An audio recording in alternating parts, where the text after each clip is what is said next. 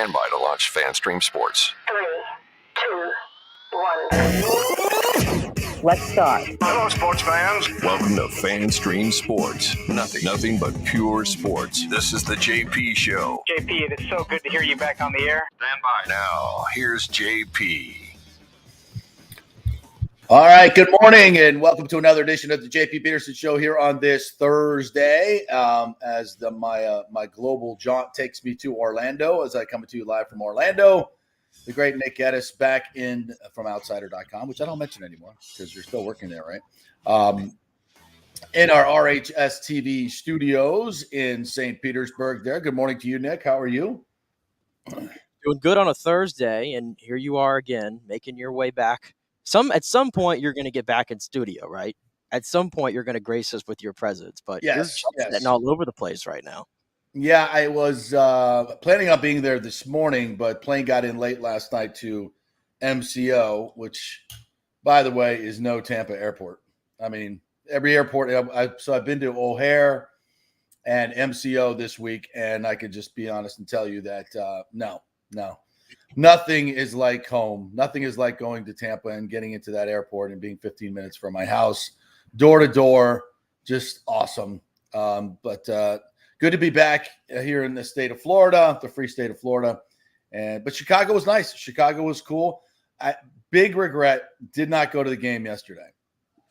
Was going to go to the game yesterday, but Ashley, not a huge baseball fan, was kind of bored with the game the night before, which I get.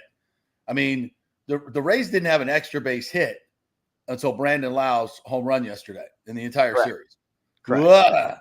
I mean, that was awful. I don't know why they were so bad against such a bad team, especially not great pitching. But, to their credit, they squeezed one out yesterday and was honestly one of the most dramatic games of the year, right? I mean, I think that's fair to say.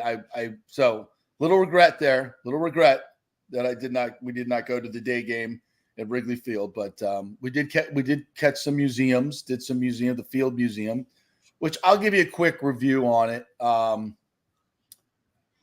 Not great. Very old. Nothing. It just smelled old. Like, when you go into your grandparents' house and it smells old. Oh yeah.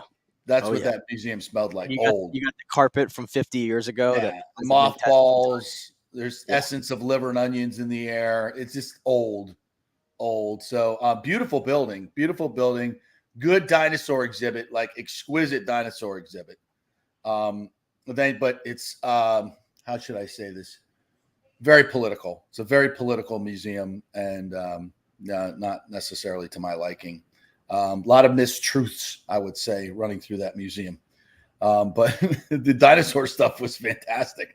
The T-Rex that they found in 1990, they call it Sue because of the woman who found it, is really, and the whole story behind finding it.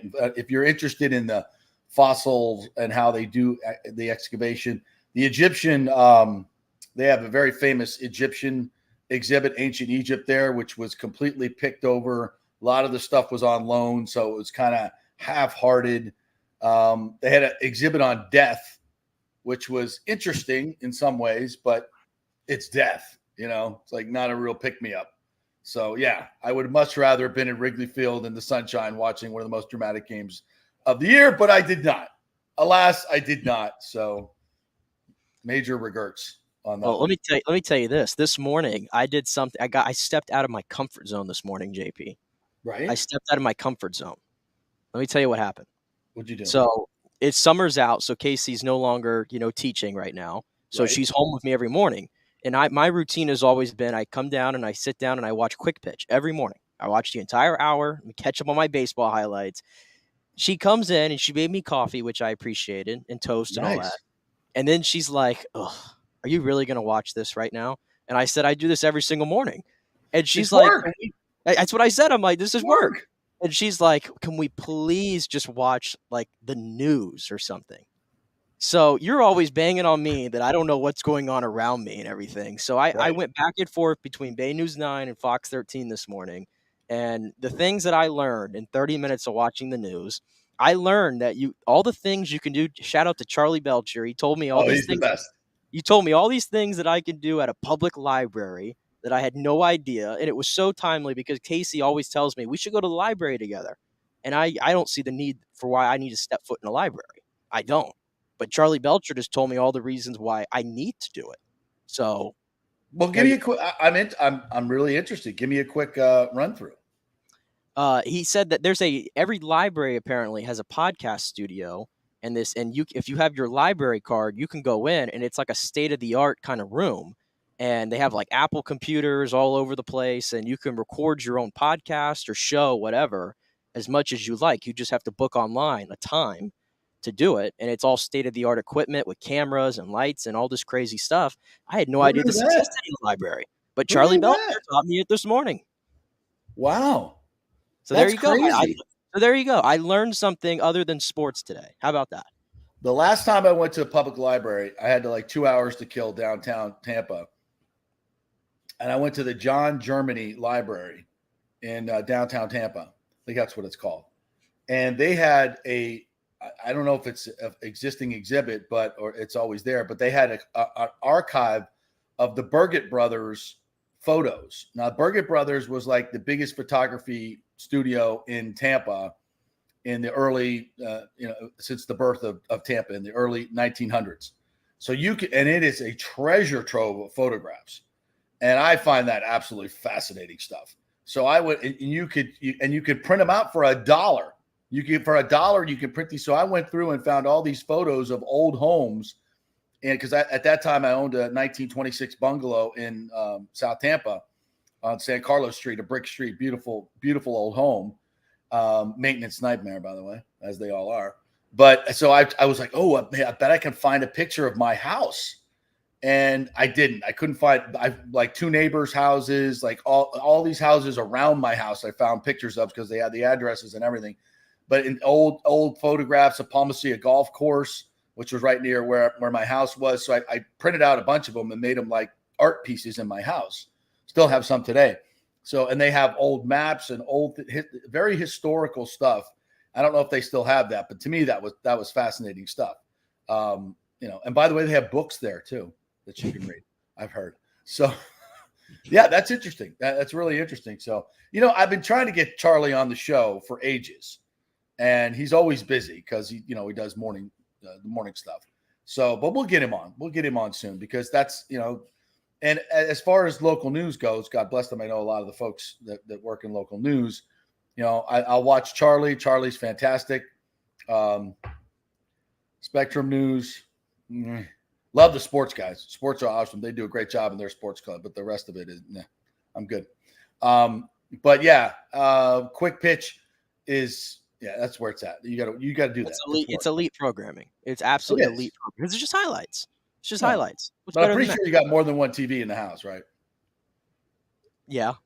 Okay. But I dominate the downstairs one. No doubt about that. Could always share.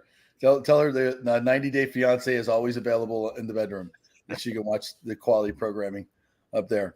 I know Ashley loves those programs and everything else, and I can't get into them. I have no interest in other people's lives like that. I'm the complete the opposite. Like, I'm into Love is Blind. I told you, I think the other day, that I'm into Queer Eye, which I never would think I'd be into that, but I am kind of weirdly. I've gotten into those shows now. I can't. I don't know why. It's just the reality shows, whatever they are, have never interested me. What's it like, Survivor and all this other stuff? It all seems so fake. You need to watch Love is Blind this next season because it's going to be in Tampa. They're filming in Tampa, so all the people that are going to be on it are local. Oh, really? Yes. So there's going to be a little local flavor. Well, if I know some of these people, then maybe I'll be invested in it.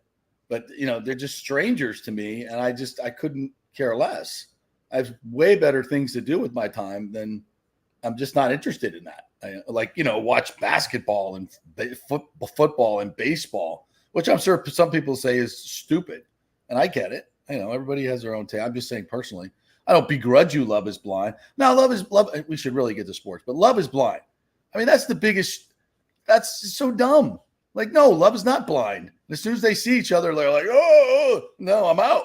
I mean, okay, I got the premise, and okay, it's not going to work. Look at the dude. I mean, I saw Astrid was watching this one episode with this guy who's just could not be more awkward. Could not be more awkward. And this girl's like, dude, no, this is not going to work. Like your clothes are from 1920.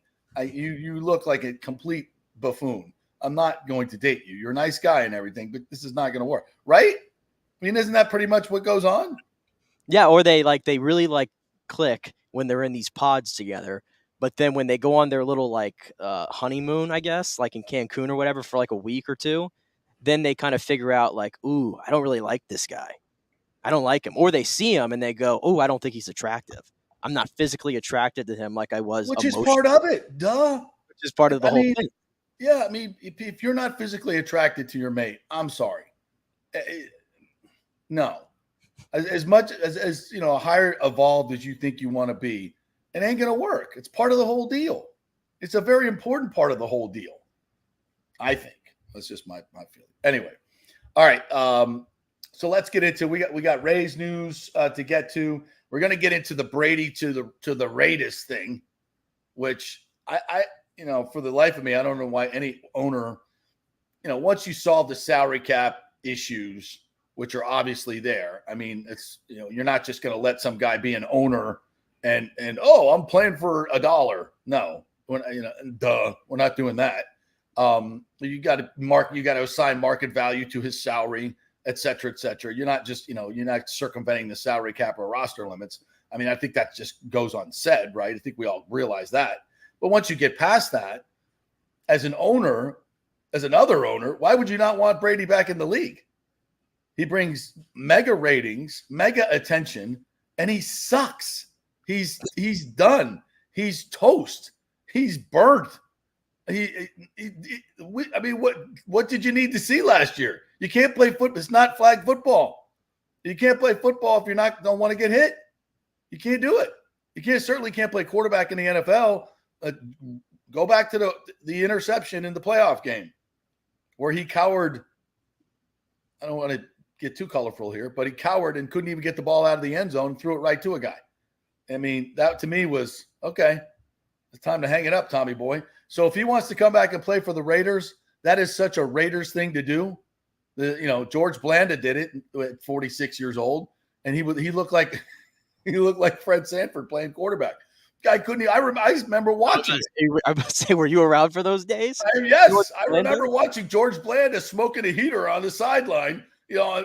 When the defense was off, he looked. I mean, there's a famous picture out there of him on the bench smoking a heater at like age 46. He looks like a broken down old man. Now, of course, Brady is not even close to what that was all about. But I saw him play last year, and he can't play in this league anymore. Not if he's going to play like that, like not wanting getting rid of the ball and just being afraid to get hit.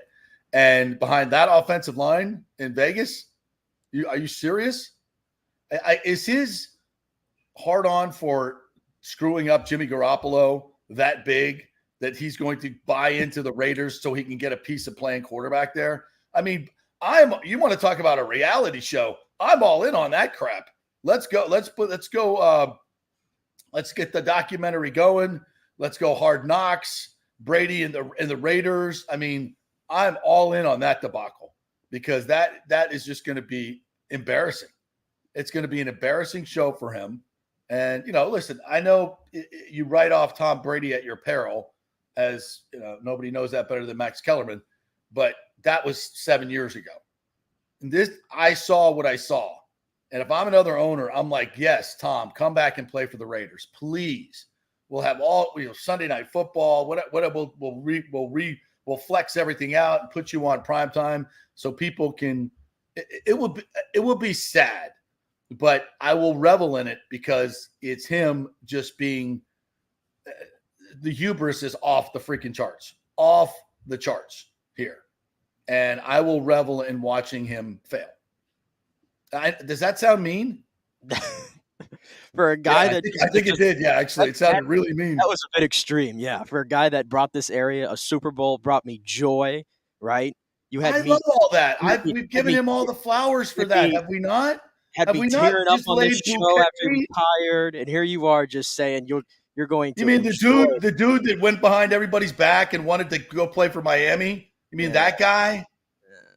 He was a mercenary. Thank you for what you did. It was awesome. It was a great run.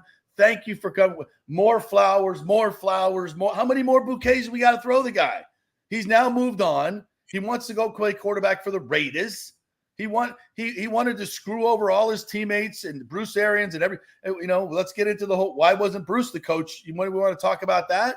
I'm sorry. I'm keeping it real. I'm not going to be one of those sycophants that sticks my nose up Brady's ass every time he shows up and bows and genuflects at his.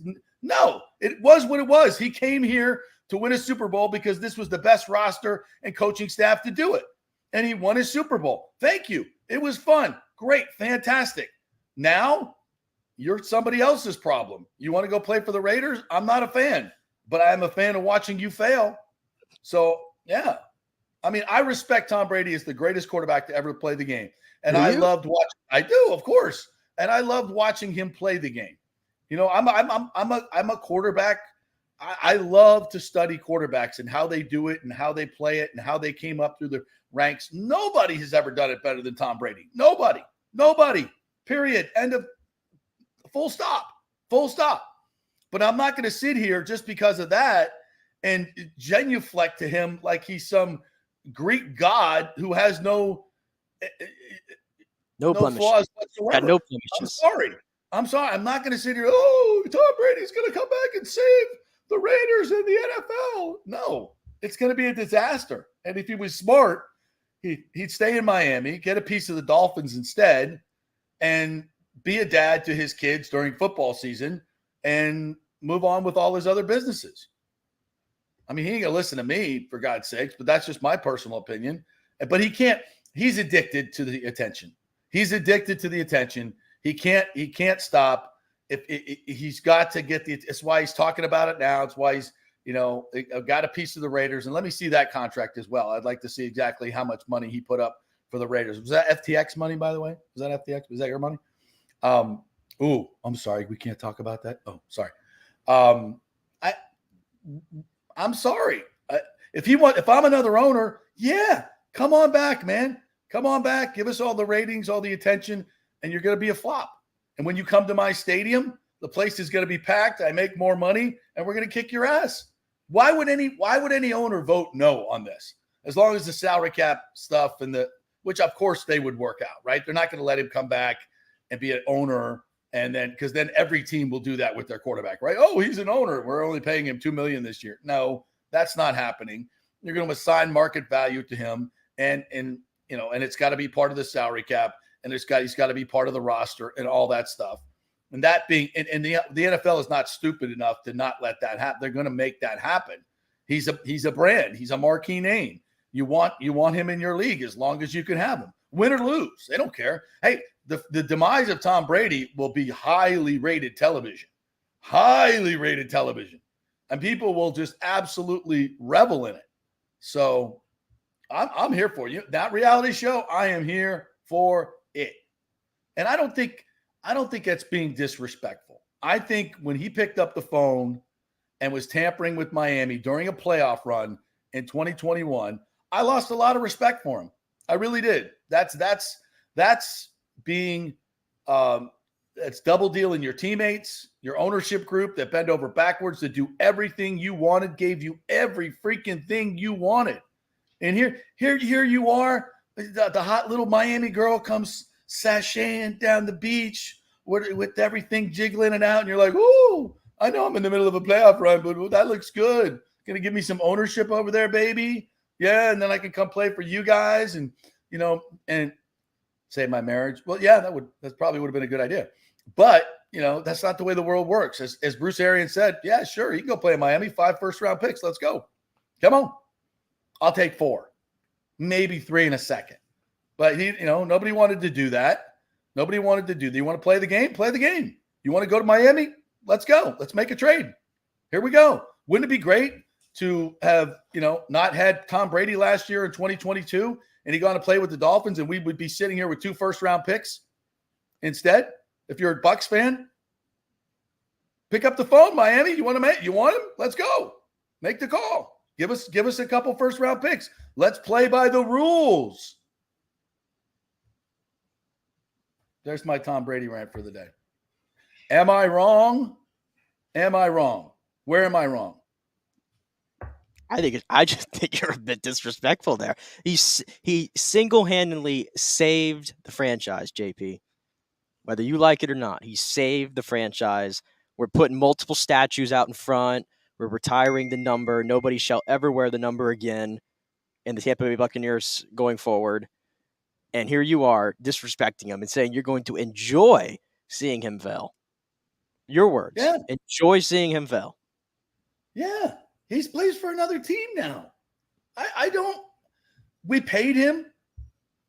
He got a Super Bowl. We gave him everything he wanted. Right? As they should. Right, as they should. I was all for it. But I don't. Derek Brooks, lifer. You know, Derek Brooks could have gone to play for somebody else. He didn't. Rondé Barber could have gone to play for somebody else for more money. He didn't. Okay, I'm going to give my allegiance to those men instead of a mercenary who came in here and won a Super Bowl did everything he wanted for him. I mean, if you're sitting here thinking, oh, he did it because he loved Tampa Bay and he loved the pewter and red, you're foolish. You're silly. No, this is professional sports. He got what he wanted. We got what we wanted. Everybody's happy, but I am not in some way obligated to genuflect to him when and ignore the things that he did that I don't think were very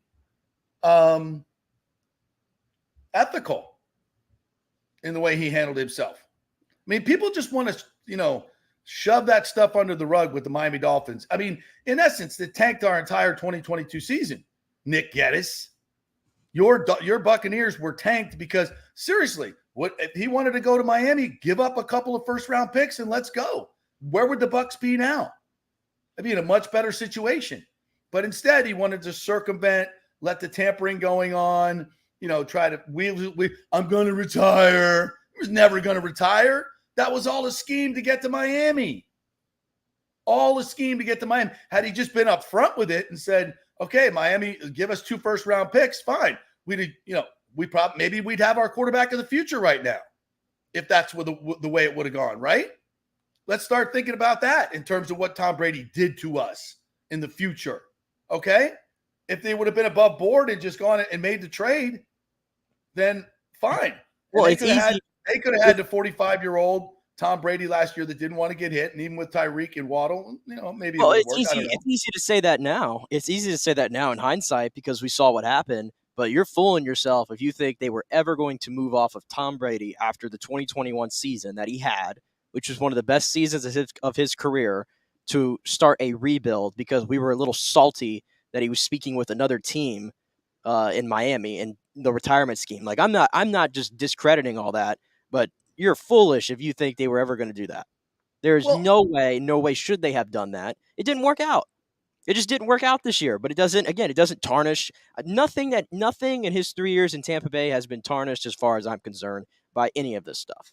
I look at him from an on-the-field standpoint, and the facts are the facts, is he brought you a Super Bowl, and he probably should have won a second in 2021, if not for a few plays here and there and some bad injury luck, if we're being completely honest. That's all I care about. All this other stuff that happens off the field, we'll let it slide. Or at least I'll let it slide. Yeah, not me. I'd rather have the 2 first-round picks. I'm just saying, and your points are good.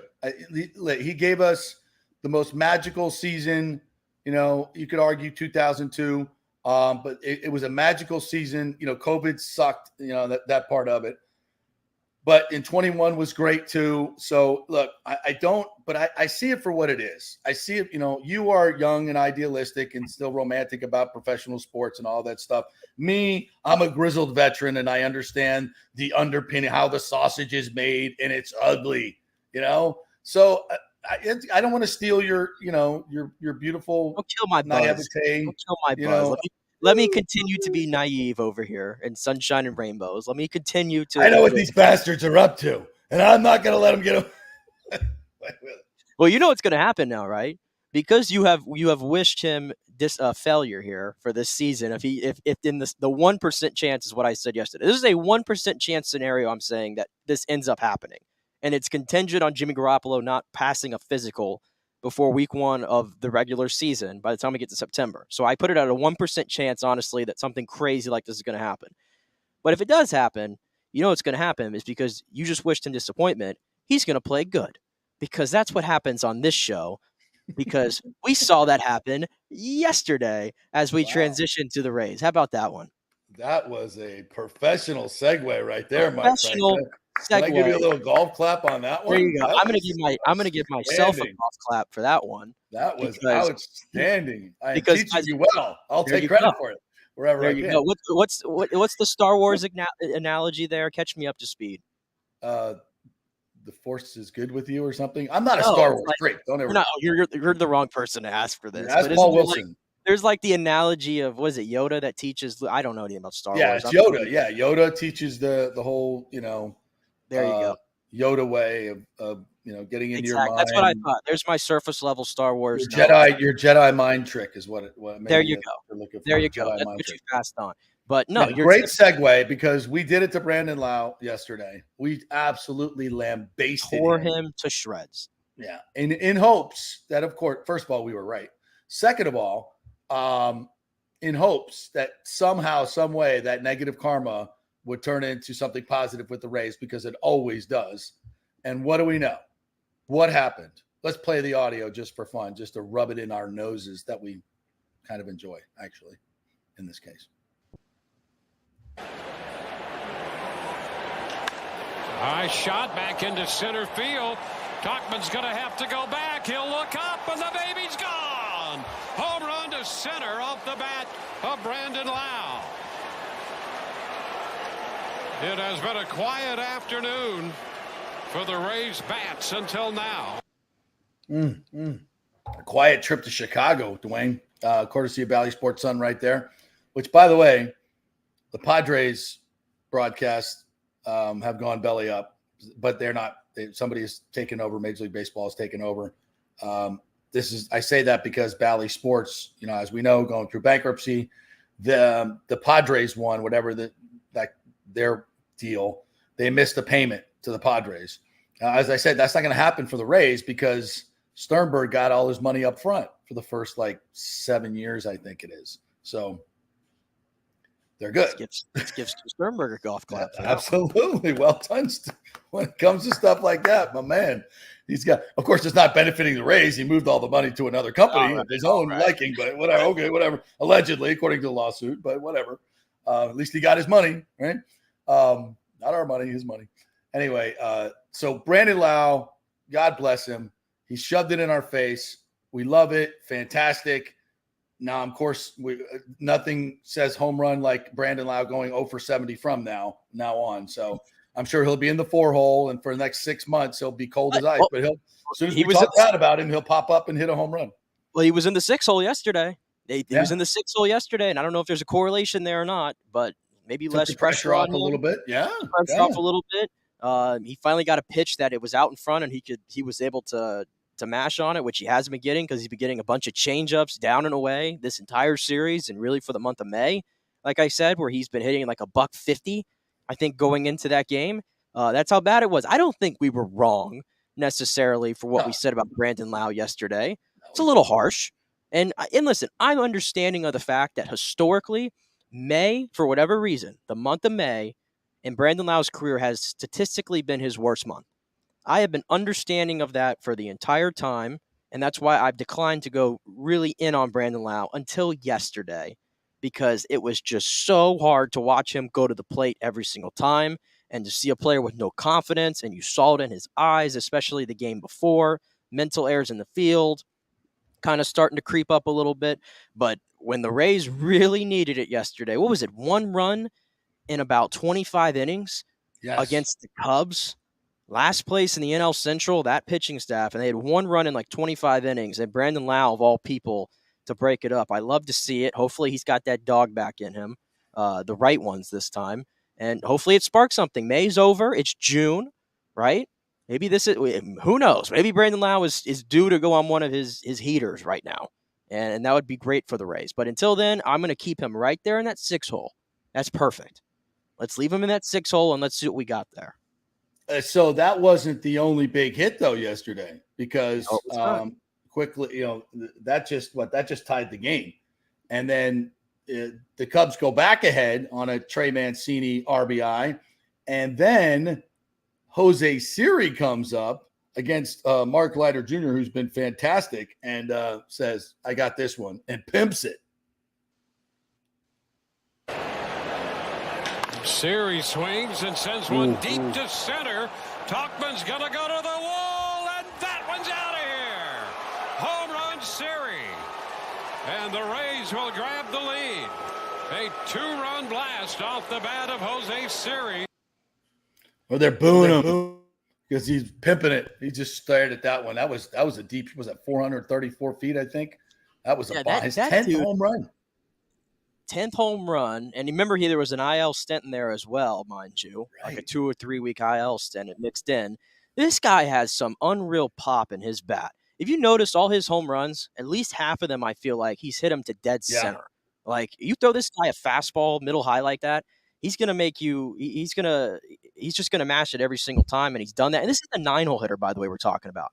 We're talking about a 9. How long, for years, did the Rays have such a liability in that 7, 8, 9 in their lineup, especially last year, and especially with Mr. Kiermaier just hogging up a place in that lineup for a decade, right?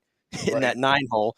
And Jose Siri just hit 10 home runs, and now I'm starting to think, man, is this guy going to hit 25 this year? Like, is that doable if Jose Siri stays healthy? I was trying to look up his OPS right now, which has got to be what's up? 884. Not bad. It's not bad. Pretty damn good. Really good. Yeah. So yeah, to get 10 home runs, 22 RBIs, 5 stolen bases, throwing a trip. So he's got 15 extra base hits in 106 at bats. Yeah. That's pretty strong. And I know what he's given me defensively as well. Yeah. And he was DFA'd how many times? Nobody could figure this guy out. He was DFA'd 3 times in 2020. God, think about that. And obviously, he's always had the observable skills, but never been able to put it all together. And there's, those guys are a dime a dozen. In baseball, when you get to major league level, there are tons of guys that can run and catch and hit for power, but, not do it in a very consistent way. You can't play in the big leagues like that. But I'm very glad he hit that home run, by the way, because he was about to be if the Rays lost that game, right, and he hasn't hit that home run, he was going to be subject of my kind of criticism a little bit today, because I noticed it yesterday and I even put it on Twitter. He hits a screamer to third, and Wisdom had to knock it down, had to take like 3 or 4 steps to his right to get the ball. Now I saw that and I go, oh, it's Jose Siri. He's one of the fastest players in the league. He's going to be on first base easy. Jose Siri is jogging jogging is almost generous. Jogging is almost generous out of the box, and he's thrown out with plenty of time at first. And I only brought it up yesterday because he did the same thing against the Dodgers this past weekend. And I'm just like, really? We can't just hustle out a ground ball, especially when a guy boots it. Can we turn it up a little bit? And I didn't see Jose Siri do that. So he redeemed himself yesterday for me by hitting the home run and getting the win and taking it all that. But just those little things, some fine-tuning, I guess, is what I'll say I'd like to see from Jose Siri from that standpoint. Maybe a little bit more hustle out of the box in those kind of situations. Well, that is a non-negotiable with Kevin Cash. And you can bet he got an earful from Kevin Cash for that. And you are maybe absolutely – I don't even know if it came from Kevin Cash, because he seems to and I said this all the time, players policing players is the best thing. Maybe someone else told him that. But just those little things that I saw crept up with the Rays here in the last couple weeks when it came to hustling. He's not the only one, by the way. He's not the only one. I think Brandon Lau, we talked about it, had something happen like that the game prior, right? Last out of the game. Yeah. That's why I was bringing it up, because I'm like, usually if it's just like a one-time thing, I'm not that bothered by it. It is what it is.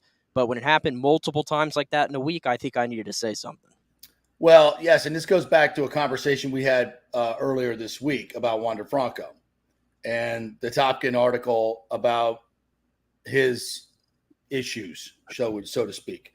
And I hadn't read the article at that point, but I went back and read it. The quotes that were in there from Eric Meander, and Siri and Wander are kind of on the same. They're good buddies, and you saw the thing with Brandon Lau. We saw the missed pop up between Josh Lowe and Brandon Lau. These are things. These are errors of lack of focus, lack of hustle. They're not physical errors. They're mental errors in terms of not playing the game the right way. And that is, especially when it comes to the Rays, absolutely inexcusable. It is inexcusable. It is completely avoidable. The only thing you can truly control in baseball is your level of focus and hustle, right? That's what you can control. Your level of focus, hustle, and preparation and effort. Those are things that you can control. There are many, many things in baseball you cannot control. And we recognize that and we understand it. So the things that you can control, we expect you to do it 100% and nothing less, because you're a professional baseball player. It's not that hard to run out every ground ball. You only get 4 at-bats a game, right? It's not that hard to do. It's not that hard to hustle on the bases. It's not that hard to stay focused in the field for a couple hours. It's not that hard. That is the absolute minimum of what we expect. And these are things that are creeping into the Rays game right now that are not good. And the fact that the Rays made it public about Wander Franco is a huge, I think, red flag about they are worried that their franchise player is getting a little too big for his britches, so to speak, that, the fame, the money, it's a powerful thing, especially for a young kid that doesn't come from a whole lot and is a multimillionaire at the age of what, 23? 22. 22. Yeah. Yeah, and I was going to last thing on that, because I know there's a lot more positive to get into that I want to get into, which I'll just mention that right now. The Rays, they're 40-18, by the way, if you haven't noticed. Yeah. The first team to 40 wins. They're the best team in baseball still. And how about the month of May, where we said we were going to learn who the Rays are? Go up against Pittsburgh, New York, Baltimore, the Yankees again, the Mets, Milwaukee, Toronto, Dodgers, Chicago. The only team they faced in there that had a losing record by the time they faced them was Chicago. Ironically, that's the team that got them the most, right? Right. But in the full month of May, they went 17-12. They went 17-12, and they actually gained ground on the Orioles, I think by a game. They netted a game through this was the toughest stretch of their season by far. They played 29 games in 31 days. So you talk about why they've been a little bit overtaxed in the bullpen. That's part of it. This was the hardest stretch of their season. It's going to get a lot easier from here. And the Rays just showed you they can hang. And in the 12 losses, even better, 9 of them were one-run games. How about that? They were in 9 of the 12 games they lost. And in some of those games they won, you look like they were kind of down and out like yesterday. And then they just flip a switch late in the game. They're never out of it. So those are the good things with the Rays. And also the bullpen, the much maligned bullpen in this series. And the rotation was great, by the way. Zach Eflin, shout out to him again. Bulldog. That guy is a bulldog on the mound. So dependable and worth the money they gave him. The highest paid free agent in Rays history. Yeah, right. Can't deny that one. But the bullpen in 3 games, 7 2/3, only 4 hits and 9 strikeouts. Wow. And no runs. So golf clap for the bullpen on a Thursday afternoon, or on a Thursday morning rather, for what they did, being so much maligned. But briefly, real quick, that's the positive. Back to the Wander thing real quick. I read that article, and if you read the social media reaction, Mark Topkin got absolutely killed for putting this article out here. And a lot of people said this was like a hit piece or something. Why are you putting this out here? I mean, did you get that feeling? Like, I didn't get that. And a lot of people were like, why does Mark not like the Rays and all that? Can we just settle this real quick? Mark Topkin is a journalist. Yes. He is not a fan. That is not his job. If Mark Topkin was a fanboy, then he would not be a good journalist. No? No, you can't. You're not a fan when you're covering a team. School. I think I learned that. So if everybody that gives him a hard time and all that kind of stuff for writing these pieces and all that, and he's not a fan. and that's not his Yeah. job. That was not It was the same thing when Stroud did the piece on the fake COVID cards. Oh which, my! By the way, AB wasn't the only one to have fake COVID cards. I just had to put that out there because I'm so tired of seeing fans just kill the journalists that cover the team because they're not being fanboy enough. People don't understand this anymore. That journalism is not about what you want to hear and being a fan. It's not about covering up stuff that you don't want to hear, that your particular side likes, and censoring stuff. That's not what journalism is about. Journalism is about getting to the truth and being objective. And if the story is there, the story is there. You are the messenger. Don't hate the messenger. That said, this was far from a hit piece. As I told you, this was a piece that the Rays wanted out there. No question about it. If the Rays didn't want it out there, there wouldn't have been quotes from Eric Neander in the damn story. So trust me, the Rays wanted that out there. And, if Mark airs anything towards anything, in my opinion, it's more towards the Rays, right? That he's going to, try to put them in the best light. He's been covering them forever. Mark's a good journalist. He does, we've had issues before. He wasn't a good journalist when he covered a story with me because he never came to me and got my side of the story when he did something, but whatever. You should get both sides of the story. That's what I'm talking about. It was a long time ago. I don't care. It's past, whatever. But yes, he's putting the story out there that is there to be had. And I think, frankly, if you're a fan of the Rays, that's a good thing that it got out there. It's a good thing it got out there because it puts public pressure on Wander Franco. Here's the problem. Here's the problem is the Rays are 40-18. So nobody wants to say anything negative about the Rays. And this is again, that I see this on social media all the time. It's like anything you say about the Rays, like if you complain about the bullpen or you complain about a singular game, it's like you get absolutely eviscerated for it on Twitter for saying anything negative about the Rays. I don't have to. Is that my job just to say nothing but great things? No, it's your job to say negative stuff. And when you see, but be fair. I think objective. And it's of course, bring facts to the table, which you always do. Nicky Numbers. You always bring facts to the table. You back it up. You watch the games. You're a student of the game. You look at the numbers. You're not just spouting off some BS like, my eyes tell me that the Rays are cheating. I don't know. It looks like Taylor Walls. What? Christian Bethencourt. What? That's not being objective. That's being stupid. It's just like, to me, it's not fanboy.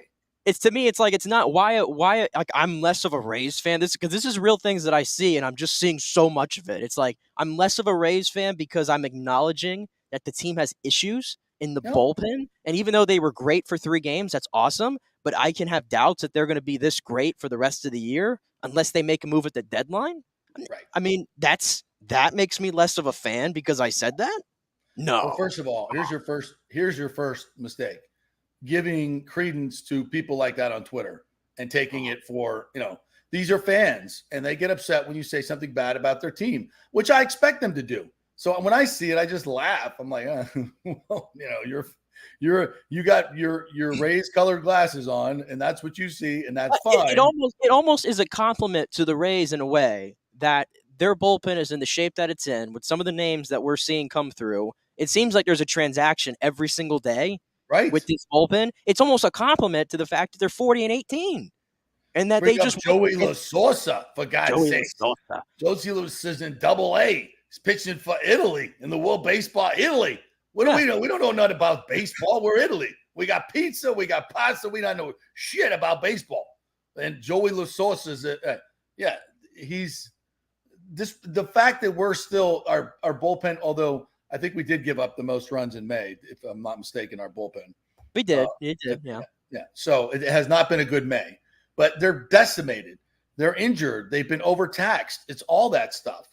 So somehow they go 17-12. But if John Romano had a piece in today's paper that brought up some very interesting numbers. I don't know if you saw it. But, the Twins started, where is it? We got 40-18. They were 11 and a half games up in their division when they started 40-18. The Astros started 40-16. They were 12 and a half games up in their division. So, And the rest of the league, we're 6:30. The AL East is playing 6:30 baseball outside their division, which is by far the best number in the history of baseball. But thank God that the Rays play only 52 games against the AL East this year, not 76. It's a 24-game difference.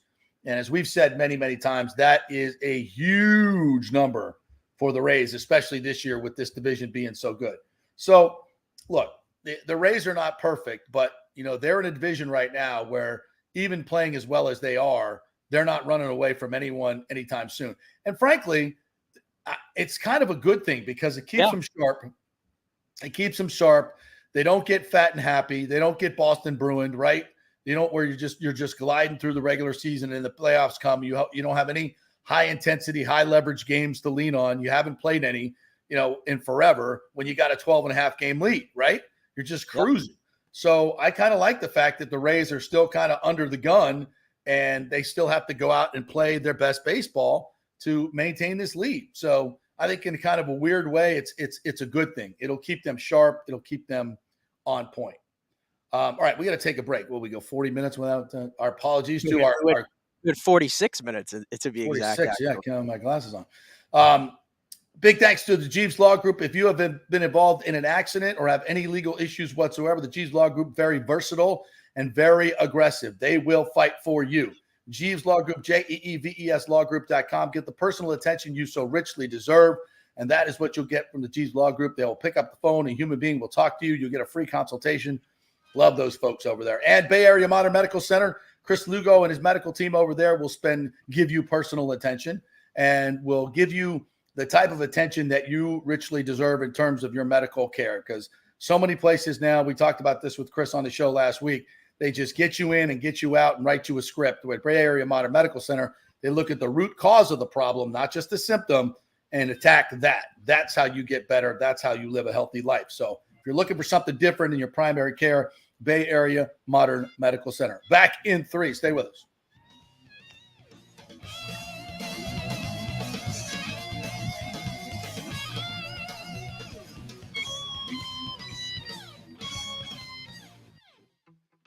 Hey guys, are you experiencing those feelings of getting older, lower sex drive, fatigue, hot flashes, moodiness, or you just don't feel like you had the vitality you once had? It's a chronic problem here in the United States. You're not just getting old, it's likely low testosterone. Studies over the last 20 years show a shocking decline in younger males aged 16 to 39. Older men have seen a sharp decline as well. So do something about it. Go see my friend Christopher Lugo at Bay Area Modern Medicine. Look, testosterone replacement is not a frivolous treatment. It takes a professional, targeted approach that focuses on total body wellness, vitality, and emotional stability, not a one-size-fits-all approach like many clinics use. They will monitor your blood work and adjust your treatment as needed for optimal results. Folks, I've been on testosterone therapy for over 6 years, and it is a life changer. You will feel and look better than you did 10 years ago. Give them a call at 844-977-3477 or go to BAMMC.com. Tell them JP sent you for priority scheduling. That's 844-977-3477 or BAMMC.com. JP here for the Jeeves Law Group. Have you been injured in an accident, in an auto accident, truck accident, motorcycle accident, at work, or at a place of business? Well, call the Jeeves Law Group and get the personal attention that you deserve. I made the mistake many, many years ago with going with one of the bigger law firms, the national law firms. And let me tell you, getting a call back from those folks was next to impossible. Weeks and weeks would go by. Never get a call back. That doesn't happen with the Jeeves Law Group. Personal attention is what they're all about. When you call the Jeeves Law Group, you will be part of the family. They will represent you in a vigorous and aggressive way against the insurance companies. These larger companies will promise bigger settlements, but it's the Jeeves Law Group that will get you the best results. If you're tired of dealing with these bigger law firms, check out the Jeeves Law Group. Go to JeevesLawGroup.com. Tell them JP sent you. Get a free consultation. It's the Jeeves Law Group. Scott Jeeves has been representing clients in the Tampa Bay area for over 25 years. Give them a call. It's a free call, 727-894-2929, 727-894-2929, or go to JeevesLawGroup.com. During COVID, over 1.7 million people were added to the Florida Medicaid rolls, but as of April 1st, 2023, most of these people may not be eligible for the Medicaid coverage and will lose their health plan. If you have been notified you are losing your coverage, don't freak out. It's very likely you can apply for a federal subsidy under the Affordable Care Act. Just call 877-652-0244. Our representatives will walk you through the whole process, get some basic information on your income, number of kids, and then they'll find a plan that best fits your needs. In fact, with the new laws, 90% of Americans qualify for reduced or free health care. You can select great plans like Florida Blue. That's my carrier. Love them. Paying $800 left after making the call. 877-652-0244. Our highly trained professionals know all the intricacies of the new laws. They will do all the work. You save tons of money. So if you're being dropped from Medicaid, fear not. Call 877-652-0244. Get real health insurance, free doctor visits, free blood work, no deductibles. 877-652-0244. Hey, JP here for Extravaganza Productions Incorporated, EPI. You've probably seen their purple logo at so many events that you've gone to. They are based in Tampa. And for over 33 years, they've been creating and producing conferences, meetings, and special events, the biggest to the smallest. Solid reputation of delivering the best audio-visual, sound, lighting, entertainment, video production, and decor on time and on budget. I've worked with them with so many big events. The Warrior Games, which was an Olympic-style event all over Tampa Bay, from McDill to the Convention Center to USF. They did it flawlessly, made it look big and fantastic. I've worked with them on small events as well, large and small meetings and conferences, sporting events, fundraisers. If you got a fundraiser, you don't know the logistical way to pull it off, they'll take care of everything. Entertainment events, branding events, grand openings, so much more. The folks at Extravaganza Productions are the most professional and the best. I've worked with them many times. They are fantastic. You can contact them through extravaganzaproductions.com or call 813-621-4700. Extravaganza Productions, they are awesome.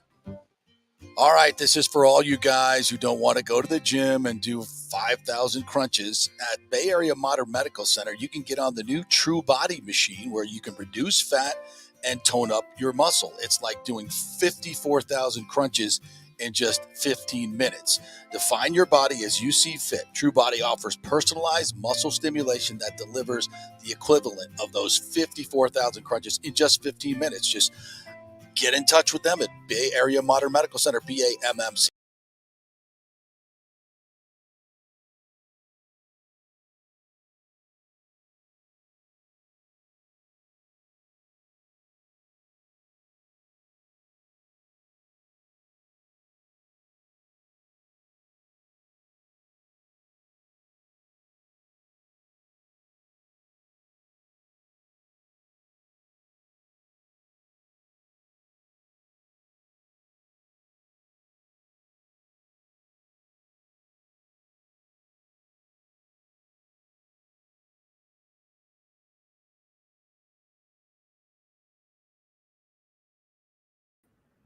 And get the best rates. Tampa.com or call 813-294-7595. That's Fitz, the mortgage guy. Lots of stuff going on right now, and these rates are going all over the place. You need somebody knowledgeable in the market that will work hard for you and get you the best deal. That's my man Scott. He's done 3 loans for me, done thousands of loans for local folks here, works with a lot of the coaches and players in the area. He's the guy. 813-294-7595 or go to scott@amstampa.com. Insurance coverage can be confusing and expensive. I mean, where do you start? Which companies can you count on to pay out fast and fair? Well, call the great folks at Italiano Insurance. It's a family-owned business. Jeff and Nat Italiano are carrying on the 60-year-plus tradition of giving amazing customer service and giving back to the community through their annual backpack drive for needy students and their support of the local pediatric cancer patients. But it's the customer service that sets them apart. They can shop all your insurance needs and save you big-time money. Don't hop on the internet and waste time looking at some bogus reviews. Talk to knowledgeable agents and not some voice-generated robot. These are confusing times for homeowners, and Italiano's team of experienced professionals can provide the right coverage for every situation: home, auto, business, life. It's Italiano for all the pieces of your life. Call 813-877-7799 or go to ItalianoInsurance.com. Coming back at you. Now, more with JP on FanStream Sports. It's only just begun.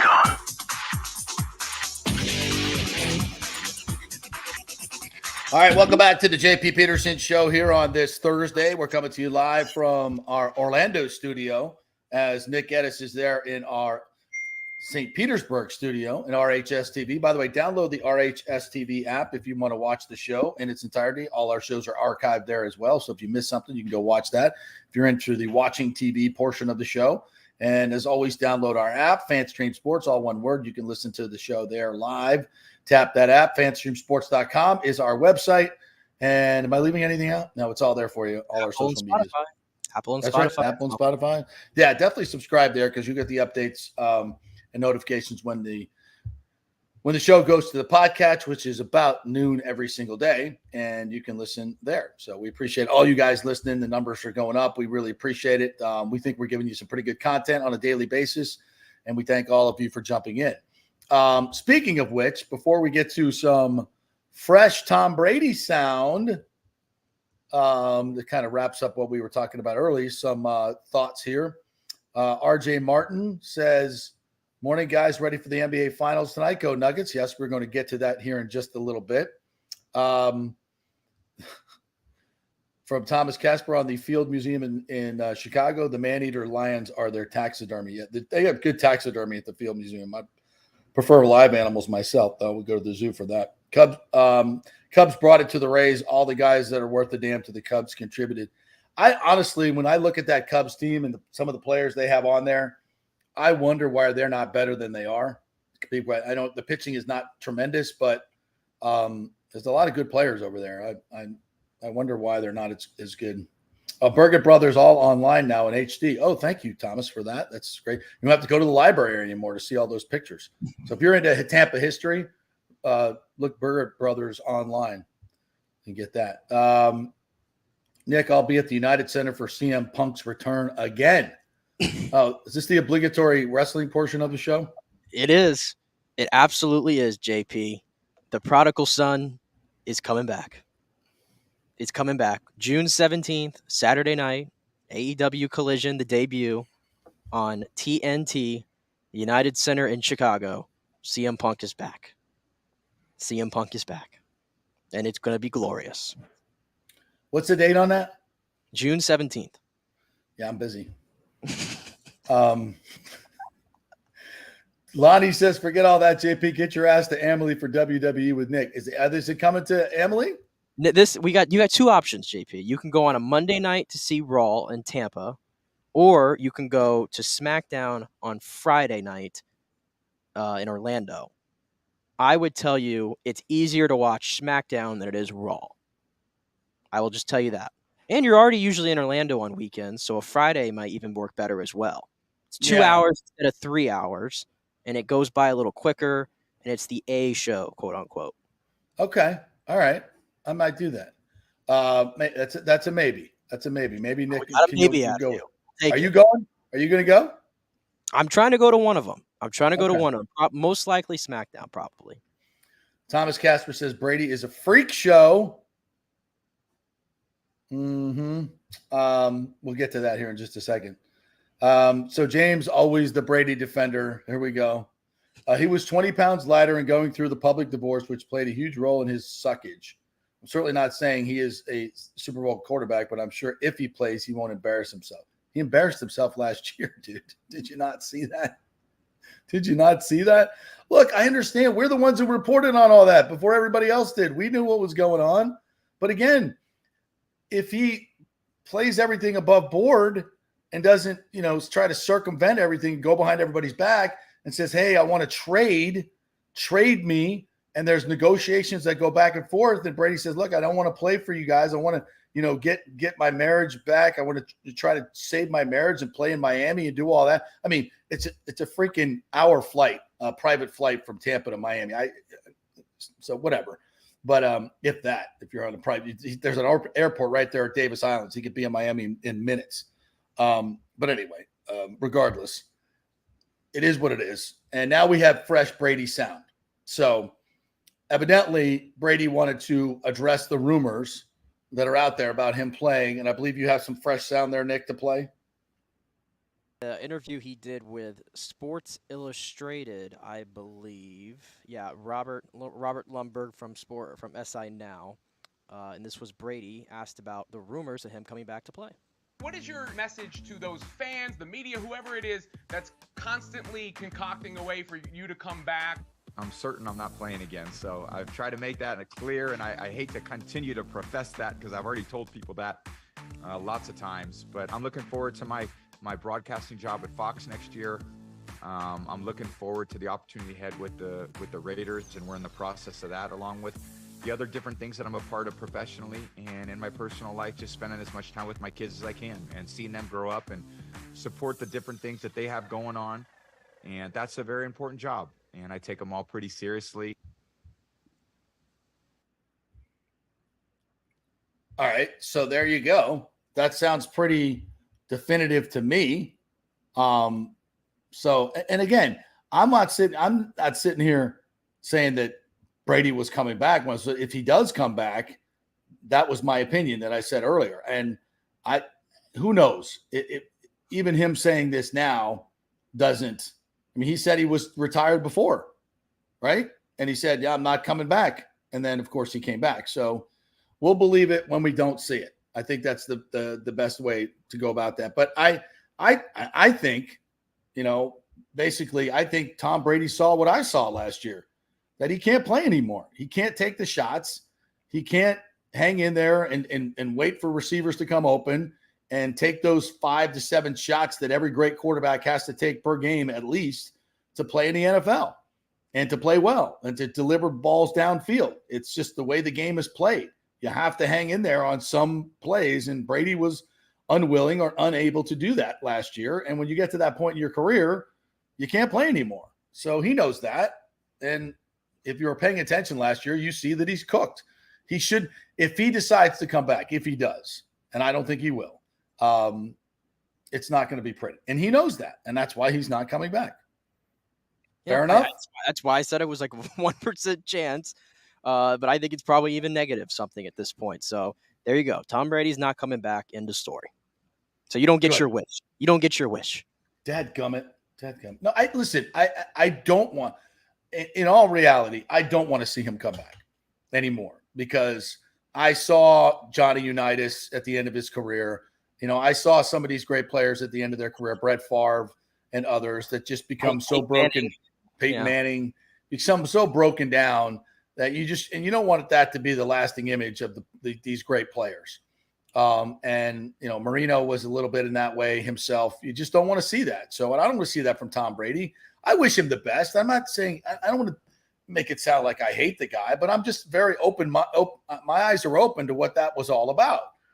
And, again, to the Buccaneer fans, if you want to deify him as the greatest Buccaneer of all time, I'm not in your camp.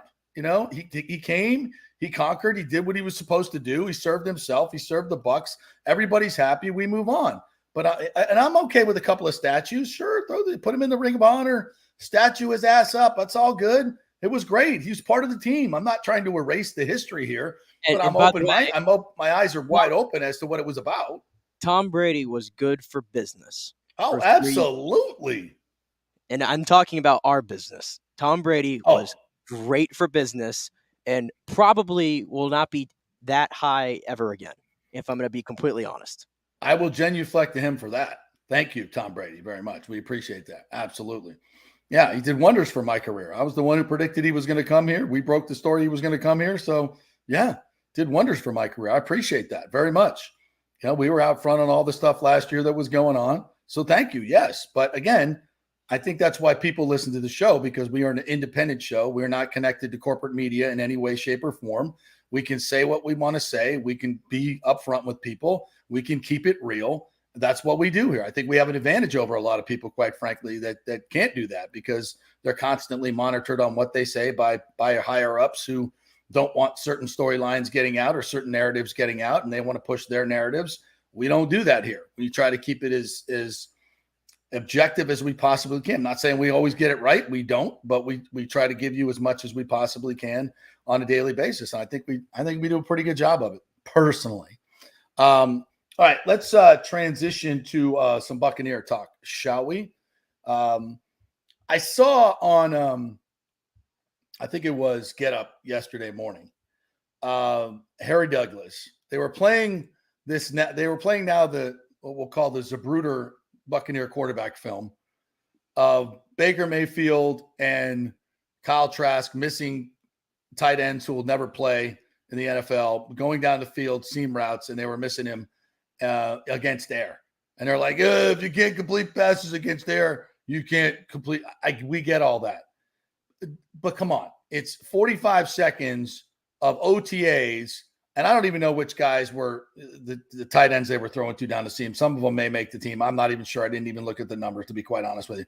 But if you're going to sit there and say Kyle Trask and Baker Mayfield are complete garbage and cannot play in this league, I'm just, you're not. Harry Douglas, I love you. Harry used to come on our show all the time in Atlanta. Great dude. And I'm not sitting here saying that Kyle Trask and Baker Mayfield are making all pro. It's not what I'm saying. But let's not put a whole lot of stock into a little bit of OTA tape. All right. It's ridiculous. Let's wait to see something a little bit more credible and a little bit more, shall we say, easier to dissect. You don't know what the situations were. You don't know who's running the routes. You don't know what, if they were running bad routes or where they were supposed to be. So I'm not, most of those guys, like I said, are not the number one guy. Now, what is good, Chris Godwin is out there. Mm-hmm. Chris Godwin is running routes, and I love to see that. I don't know if Mike Evans was out there very much. I know Vita Veda show up. Most of the older veterans haven't been there a lot, but they did show up. Chris Godwin has been there, as far as I know, almost every single day for OTAs. It sounds like it sounds like most of the offensive guys, I think, not named Mike, and I think Gage because of injury. I think all the other offensive guys are there. Yeah, actually, most of the offense is there. So give them credit for that because it's a new system. This is a new beginning for the Bucs, and that's what I'm focusing on when it comes to OTAs. I don't give a rip about these videos that come out. Right? These 30-second clips that don't tell the whole story. It's 2 throws out of a 100 throwing session, right? Of course there's going to be misses, right? I mean, we only like to show the ones that don't hit. That's what we love to do. I'm not going to focus on that. Again, said this yesterday, I'm focusing on the process of these throws, and that's bootlegs, that's rolling out, the creativity in the offense, some of those things. I'm going to focus on that because that to me is what's going to help this offense so much this year. And to the point about Baker Mayfield and Kyle Trask, can these guys play or stuff like that? I'll give you my full answer after the first 4 weeks of the season. Thank you. After 4 weeks of the season, I think that's a good sample size. I will know whether or not either of these guys can play. And then if I'm wrong and they completely suck and crap the bed, I'll come out and tell you that. But give me until 4 games to say that. Until then, I'm going to continue to make the argument like we both have, and that I think people in this market are saying, is that these guys got a shot. They've got a shot.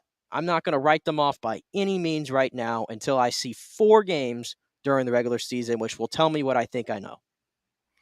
And let me say this, because I think so many people, especially in the national media, are so fixated on the Brady factor. Okay, they won 8 games with Brady. Now they got Baker Mayfield and Kyle Trask.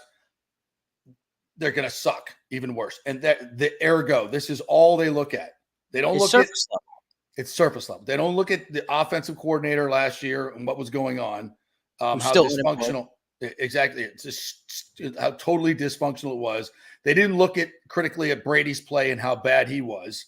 And everything was dysfunctional in the offense. I'm not going to tell you that Baker Mayfield or Kyle Trask is going to be a great quarterback. I don't know that yet. Nobody does.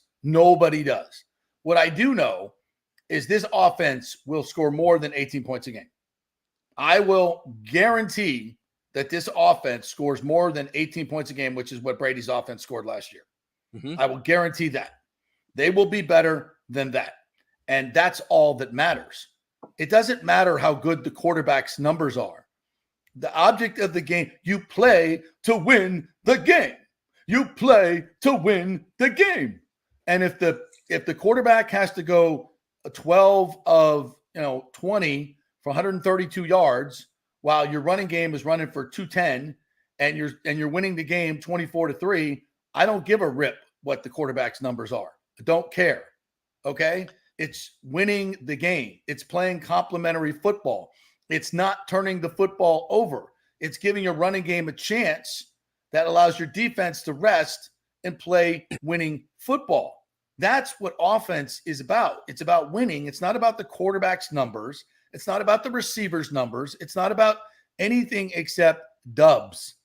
And that's all I care about. And to me, an offense that is more varied and unpredictable, even with a, quote, lesser quarterback, can be better and help you win football games. That's the object of the game, not the quarterback's numbers.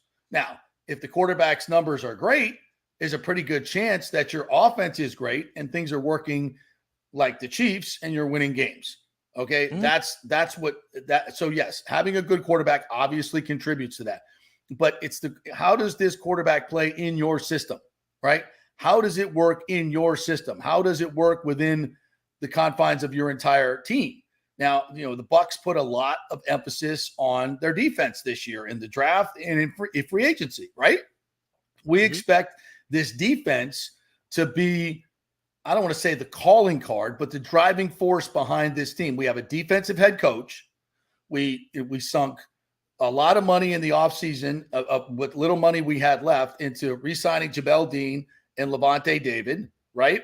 We drafted a first-round pick on defense, a third-round pick on defense, right? The fourth rounder. Who was the fourth rounder? I'm trying to think. They didn't have a fourth rounder. Yeah, didn't have. That's why I couldn't remember. Their fifth rounder. Throw Ryan Neal in there as well in the free agency signing. Thank you. So, yeah, they did everything they can to beef up this defense. So this defense better be, a top 5 defense, top 5, top 7 defense. I think as the things stand right now, the Bucs are good enough to win 7 to 8 games. I think right now, that's where I'm earmarking it at. And listen, and that's not me saying they're going to make the playoffs. That's not me saying they're going to be a Super Bowl contender. Vegas has them at what, 6.5? 6.5. Yeah, that's not what I'm saying. I'm just my whole argument for this whole thing is they are not going to be in the top 5 picking next year. That is my whole thing. I feel pretty confident in saying they will not be picking in the top 5 next season. Like everybody is just kind of penciling them in right there. Some people are just sharpening them in right there.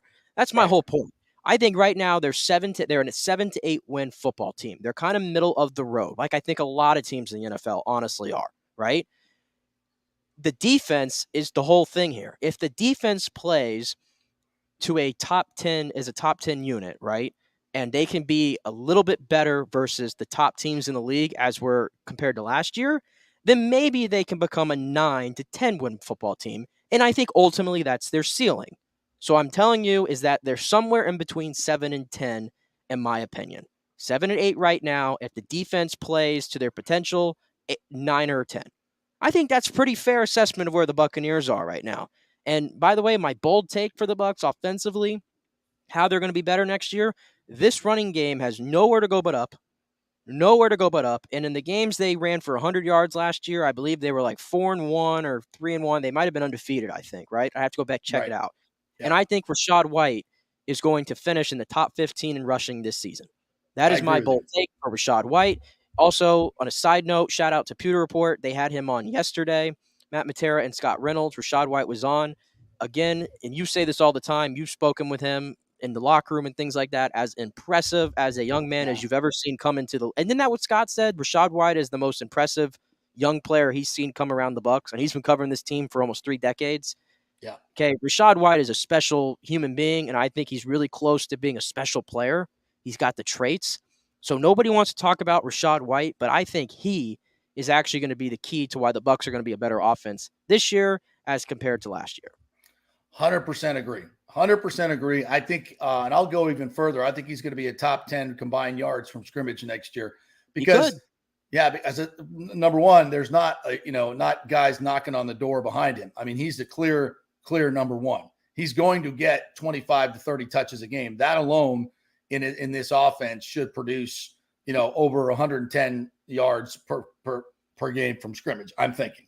So I think from a fantasy perspective, I think he's better in short yardage than people give him credit for.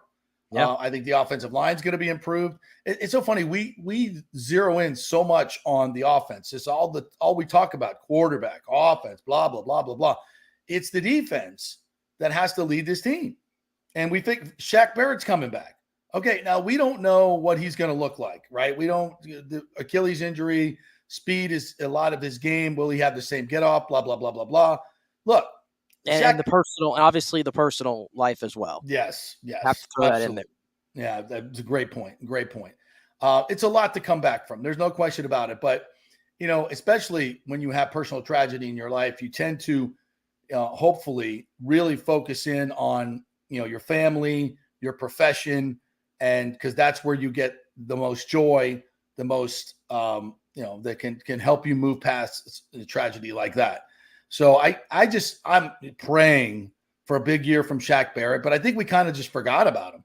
You put Kalijah Cansey in with Vita Vea and Shaq Barrett, and some of the other guys they got across the front that can add a little pop here and there.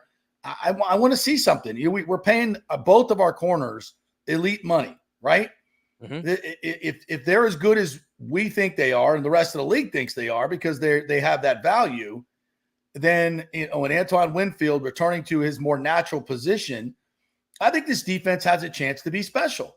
A lot of it depends on, unfortunately, Devin White. If Devin White wants to get on board and start thinking Buccaneers first instead of Devin White first, boy, this defense has a chance to be super special. And if he doesn't, get the hell out of the way. My man Servassier is on the way. All right. So that to me is the thing that we really should be talking about. Where the hell is Devin White? Let's go. Get in there and start acting like a captain and be the great player we know you can be. So we got mandatory. I was actually going to ask about that. We have mandatory OTAs coming up in pretty soon, right? Because now we're still in the voluntary stage. So if he's not there for the mandatory OTAs, would he start getting fined then, or is that for training camp? I think mandatory OTAs, you get fined if you don't show up. So I don't think it's a big deal, but I think it's because otherwise, I think he's then. It'd be mandatory.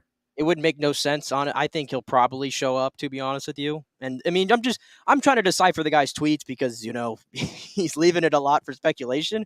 But the last one that he did have was he was so excited to play football and ready to go.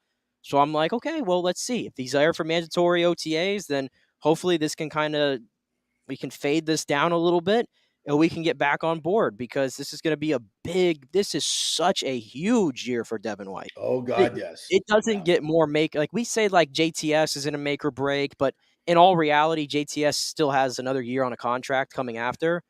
It's a make or break for him to get the 5th-year option, of course. But Devin White, this is really make it or break it, because this is going to determine how much money he's going to make for the next 5 or 6 years. So I'd like to see them at mandatory OTAs, and let's kind of get this under the rug a little bit. One last thing I want to talk about, and you're absolutely right with Devin White. That's a big key to this season. And I think we just want some clarity. If you're going to be here, great. If you're not, move out of the way. But I kind of look at this Bucs team in terms of, and I think that's how all Bucs fans should look at this team in this season. Where is this team in terms of returning to the Super Bowl? Now, I know this is a crazy question, right? But if you're not, if we can all agree that this is not a Super Bowl roster yet, right? Not a Super Bowl roster yet. My question to you is, Nick, how close is it? What has to take place for this team, and how is it going to get there? Like, what is it going to be based on? In your best, it's just a much bigger conversation we'll probably have tomorrow. So I'll just tease it right now, because I'm gonna think it through a little bit more and see because we're probably at least 2 drafts away from that. I can give you two quick things that I think are going to come down to it, and I think they're pretty obvious. Number one is the head coach.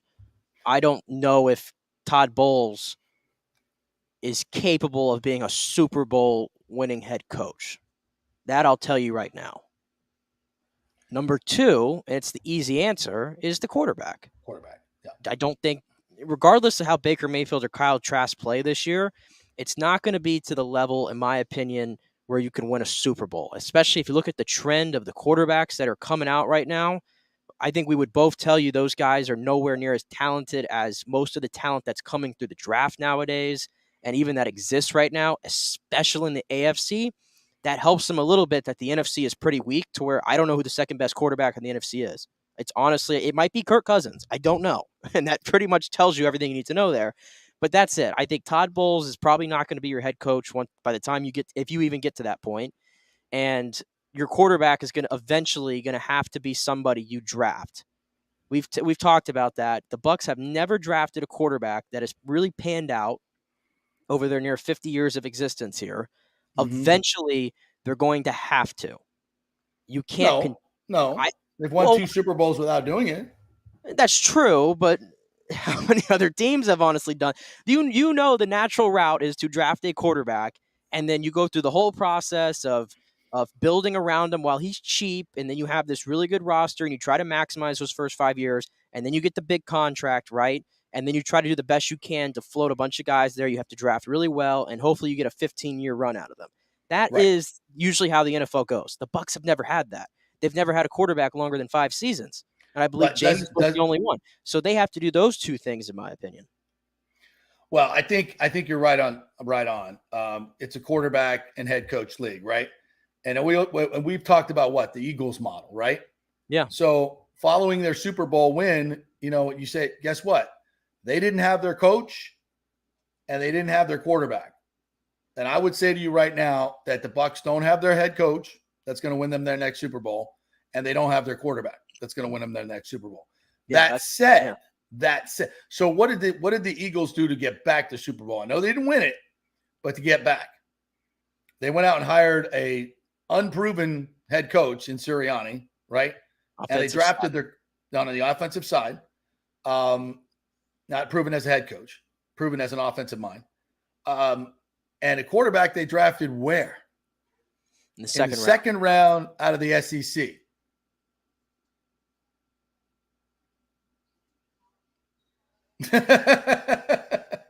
So do they have their quarterback of the future?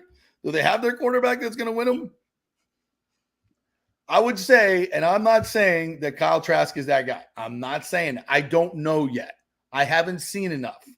Nobody knows. Nobody knows, because every one of you mofos, and I know Jalen Hurts hasn't won the MVP or has not won the Super Bowl or the MVP. Every one of you said, "Oh, Jalen Hurts ain't the guy. Jalen Hurts is never going to win a Super Bowl. You're never going to get to a Super Bowl." What? I said, don't rope me into that category. Don't rope me in either. Day one. I told Sal Palantonio last year before the season, I said, I think you got something there. I think Jalen Hurts is the guy. I think he can be the guy. So I'm not saying, but I'm saying a second-round pick, a guy who dominated in the SEC, and the can Big get 12. It done. What's that? Well, in Hurts' case, and the Big 12. Right, in the Big 12, right. So it played in both and played very well. But again, nobody thought that he would be the guy. Nobody thought that he would be the guy. So I just, we got to tap the brakes on a lot of different stuff right here. But I think the bottom line is, and I would agree with you, and we'll probably get into this more tomorrow. I don't think the Bucs have their Super Bowl head coach, and I don't think they have their quarterback. That said, there are pieces on this team that have to take a step this year. For them to be a Super Bowl contender, number one, Kalijah Kancey has to become a great player. Say it again. Kalijah Kancey doesn't have to be Aaron Donald, but he has to be Aaron Donald-like. He's got to make a couple of Pro Bowls. He's got to be disruptive up front. He's got to be able to create double teams where outside guys can get sacks or he can get sacks. He is a linchpin, in my opinion. He's got to be great for the Bucs to take the next step. All right? Logan Hall needs to be a contributor, a solid contributor along the defensive line, adding sacks, etc. Yaya Diaby needs to become somewhat of a force on the outside. And these are all things, I'm not saying they're going to happen. I'm saying if you're building a team for the future, okay, Antoine Winfield has to become an all-pro safety from the safety position. These two corners have to start getting interceptions and not just covering people, okay? These are things that need to have. And the way the Bucs are built right now, their defense, either Savassier or Devin White have to take over as an impact linebacker in leadership for seasons to come, because Levante David is not going to play forever. Okay, all these things I think have to happen. On the offensive side, their offensive line has to become a strength. But some of they've put a lot of capital into this offensive line. Okay, you got a first-round pick in Tristan Wirfs. You got 2 second-round picks, and you got a lot of draft capital that are invested in this offensive line. They need to be great. Rashad White needs to be great. Needs to be great. Chris Godwin has to have at least 3 or 4 more good years in him, and they've got to go find another number one receiver that's not on this team yet that's going to help them win a Super Bowl. I think all those things have to happen for them to win a Super Bowl, and that's just off the top of my head, right? Because it's hard. It's a lot of things. It's hard. It's hard. But it signifies where they're at. Right, exactly. To be a Super Bowl winning team, you have to win. I mean, I said they're like 7 to 8 right now. You probably have to get somewhere in the 11 and above category during the regular season to even be a contender. And those are the things that would take them over the top. You didn't even mention JTS. They need their first-round picks to play like first-round picks. Exactly. The ones that they've invested high picks in, they've got to start playing at a much higher level. Yeah, because of the ones they've had lately, I think Vita plays like a first-round pick. Tristan obviously plays like a generational player. Devin White, not really. JTS, no. And Logan Hall, I mean, I'm going to call him a first-round pick. I mean, he was taken with the first pick in the second round. No, he's a first-round pick as far as I'm concerned. Needs to play some resemblance or at least showcase the talent. Anything, a contributor, like you said, I'll take at this point with Logan Hall. And then Kalijah Kancey, right? Of those guys, Kalijah Kancey to me has the best, is more equipped, I think, to be a great player than the ones that I mentioned between JTS, Logan Hall, and Devin White. I think Kalijah Kancey has that potential. And I truly think he's probably going to get there at some point. But there's a lot of things for them to get to that point, though. Like, as you nobody had Logan Hall or JTS as a possible top 10 pick, right? Nobody. They were late round first round picks or second round picks. Kalijah Kancey was on a lot of people's draft boards as a top 10 player.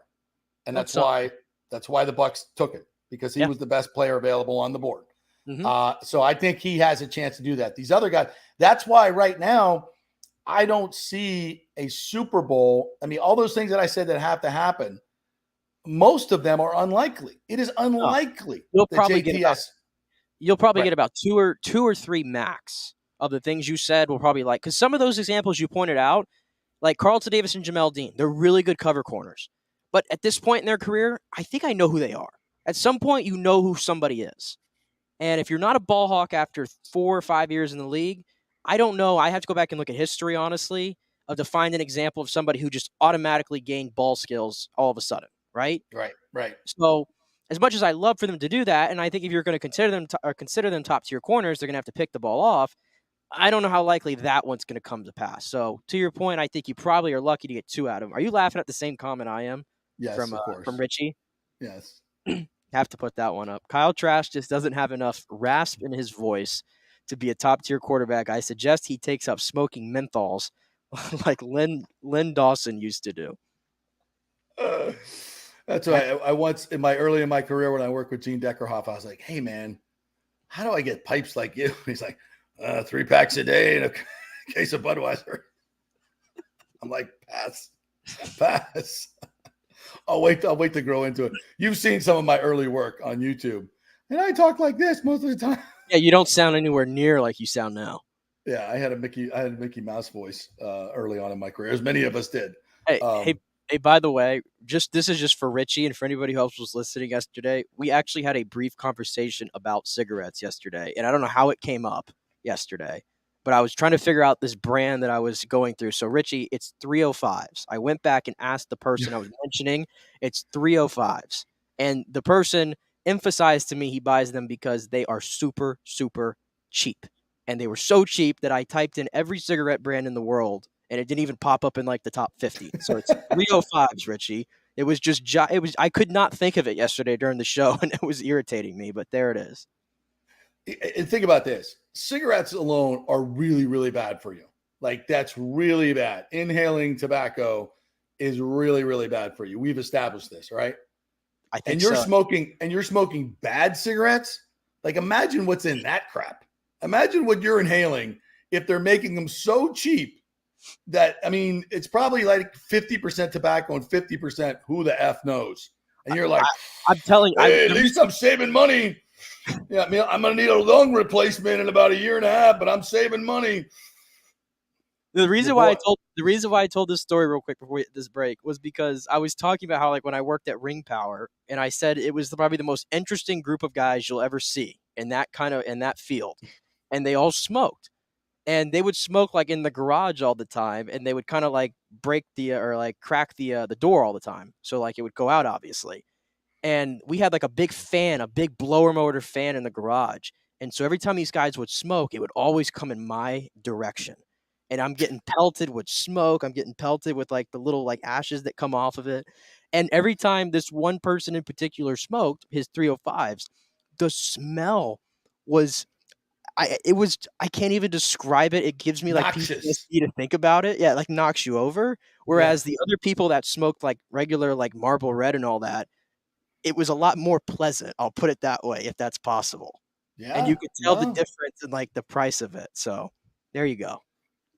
Yeah, your friend will be dead soon. Dre smoking 305s. It is what it is. Trust me on that deal. All right, we'll take a break. When we come back, some other great questions here. Christopher Cole has asked thoughts on rumors that Jameis Winston is going to be traded to the Raiders. I do have some thoughts on that, and a couple other things we want to get to. We got to get to the NBA Finals tonight. Yeah, we got to get and Shannon Sharp has had enough of Skip Bayless. Oh my, where's he going next? I think we know that. And is ESPN and therefore Disney in big, big trouble financially? We will talk about all those things when we come back. We're brought to you by Italiano Insurance. Get that insurance checkup. Can save you thousands. 813-877-7799. Back in 3.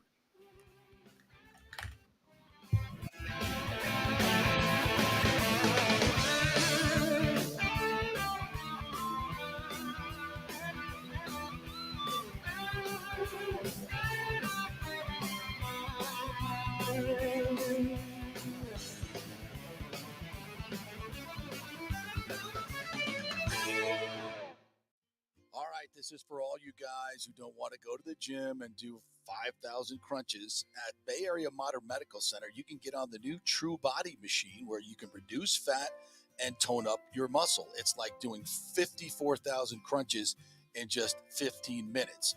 Define your body as you see fit. True Body offers personalized muscle stimulation that delivers the equivalent of those 54,000 crunches in just 15 minutes. Just get in touch with them at Bay Area Modern Medical Center, BAMMC.com. Chris Lugo and the team over there will set you up on True Body and get amazing results. Non-invasive with comfortable and little to no pain and zero downtime. You can isolate and target those areas that you want to improve and treat multiple areas simultaneously. It's an amazing machine, so check it out at Bay Area Modern Medical Center, BAMMC.com. Well, Fitz the mortgage guy did it again. A listener heard his ad, was going to another big bank, but called Scott Fitzgerald at American Mortgage Services of Tampa, and Fitz saved him $618 on his monthly payment. Are you kidding me? Folks, that's big money. Rates are going up, they're going down, they're going all over the place. Scott will shop your loan and save you lender fees and get the best rates. Email him, scott@amstampa.com, or call 813-294-7595. That's Fitz the mortgage guy. Lots of stuff going on right now, and these rates are going all over the place. You need somebody knowledgeable in the market that will work hard for you and get you the best deal. That's my man, Scott. He's done 3 loans for me, done thousands of loans for local folks here, works with a lot of the coaches and players in the area. He's the guy. 813-294-7595, or go to scott@amstampa.com. Insurance coverage can be confusing and expensive. I mean, where do you start? Which companies can you count on to pay out fast and fair? Well, call the great folks at Italiano Insurance. It's a family-owned business. Jeff and Nat Italiano are carrying on the 60-year-plus tradition of giving amazing customer service and giving back to the community through their annual backpack drive for needy students and their support of the local pediatric cancer patients. But it's the customer service that sets them apart. They can shop all your insurance needs and save you big-time money. Don't hop on the internet and waste time looking at some bogus reviews. Talk to knowledgeable agents and not some voice-generated robot. These are confusing times for homeowners, and Italiano's team of experienced professionals can provide the right coverage for every situation: home, auto, business, life. It's Italiano for all the pieces of your life. Call 813-877-7799 or go to italianoinsurance.com. During COVID, over 1.7 million people were added to the Florida Medicaid rolls, but as of April 1st, 2023, most of these people may not be eligible for the Medicaid coverage and will lose their health plan. If you have been notified you are losing your coverage, don't freak out. It's very likely you can apply for a federal subsidy under the Affordable Care Act. Just call 877-652-0244. Our representatives will walk you through the whole process, get some basic information on your income, number of kids, and then they'll find a plan that best fits your needs. In fact, with the new laws, 90% of Americans qualify for reduced or free health care. You can select great plans like Florida Blue. That's my carrier. Love them. Paying $800 left after making the call. 877-652-0244. Our highly trained professionals know all the intricacies of the new laws. They will do all the work. You save tons of money. So if you're being dropped from Medicaid, fear not. Call 877-652-0244. Get real health insurance, free doctor visits, free blood work, no deductibles. 877-652-0244. Hey, JP here for Extravaganza Productions Incorporated, EPI. You've probably seen their purple logo at so many events that you've gone to. They are based in Tampa. And for over 33 years, they've been creating and producing conferences, meetings, and special events, the biggest to the smallest. Solid reputation of delivering the best audio-visual, sound, lighting, entertainment, video production, and decor on time and on budget. I've worked with them with so many big events. The Warrior Games, which was an Olympic-style event all over Tampa Bay, from McDill to the Convention Center to USF. They did it flawlessly, made it look big and fantastic. I've worked with them on small events as well, large and small meetings and conferences, sporting events, fundraisers. If you got a fundraiser, you don't know the logistical way to pull it off, they'll take care of everything. Entertainment events, branding events, grand openings, so much more.